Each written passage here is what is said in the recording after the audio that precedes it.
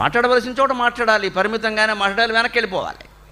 చేయవలసిన పనులేనా అంతే. పిల్లలకు ఉద్యోగాలు వచ్చేవాళ్ళు ఉద్యోగాలు వాళ్ళు చేసుకుంటారు. రోజు ఓసారి ఫోన్ చేసి నాన్న ఉద్యోగం బాగుందా, నాన్న ఉద్యోగం బాగుందా అంటే 10 రోజులు ఖచ్చితంగా బాగుండదు. ఎందుకంటే నువ్వు అస్తమానం పలకరించేవాడిని. పలకరించకుండా ఉంటే బాగానే ఉంటుంది. మనం 10 సార్లు పలకరిస్తే నేరాలు చెప్తాడమ్మా. వాళ్ళు జీతం ఇస్తున్నారు కానీ ఎక్కువ పని చేయించుకుంటారు. మరి ఎక్కువ జీతం ఇచ్చేవాడు చేయించుకోవడం, కూర్చోబెట్టి డబ్బులు ఇస్తాడా? పలకరించకూడదు. అలాగా వారానికి ఒకసారి మాట్లాడాలి అంతే. పిల్లలతోటి వాళ్ళు చేస్తే చేయనివ్వండి, మనం చేసేది అంతే. పెద్దవాళ్ళు వారానికి ఒకసారి అంతే. మాట్లాడకే లోపు చేసుకుని ఉద్యోగం నువ్వు చేసుకుని, సంసారం నువ్వు చేసుకో. మాత్రమాటికి నాకు ఫోన్ చేస్తావేట. ఇక్కడ భర్త అస్తమాను తల్లికి ఫోన్ చేస్తుంటే పెళ్ళాన్ని లోకు కట్టేసి అమ్మ కూర్చొని గోమె కొడుతుంది కూర్చోబెట్టి. ఇక్కడ అస్తమానం చేయకూడదు అలాగ. భర్త పౌరుషం ఉంటే చేయడం అలాగే. తెలుసుకో, నీ భార్యతో తెలుసుకో. నువ్వు మాట్లాడు. అస్తమానం అమ్మకు ఫోన్ చేస్తావు, బుద్ధి లేదు. పెళ్ళయింది 30 ఏళ్ళు ఉన్నాయి. సమస్య ఉంటే భార్యతో ఆలోచించుకోవాలి. తల్లి దేనికండి అక్కడ?